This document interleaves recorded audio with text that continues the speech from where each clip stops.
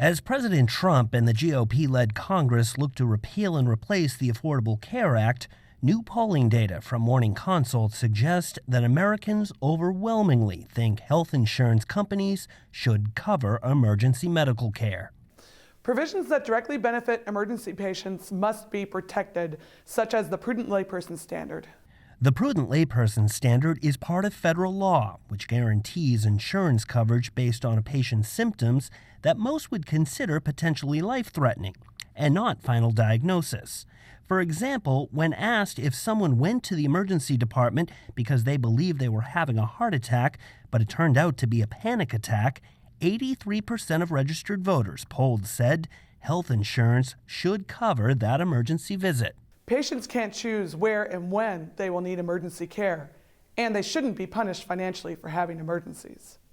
9 in 10 voters said that health insurance companies should let patients know how they calculate coverage for emergency care. This comes at a time when insurance companies are increasingly shifting more costs of health care onto patients and physicians by expanding high-deductible insurance plans with narrowing networks of providers.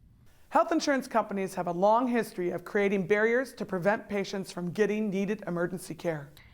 And those insurance companies are exploiting federal law, which guarantees that no one will be turned away from an emergency department because of lack of insurance or inability to pay. State and federal policymakers need to ensure that health insurance plans provide adequate rosters of physicians and fair coverage for emergency services. With so many unanswered questions about the future of the healthcare system, there has never been a more important time to find out what protection you have in case an emergency happens to you. We encourage patients to investigate what their health insurance policy covers and demand fair and reasonable coverage for emergency care. For more information, please go to www.faircoverage.org.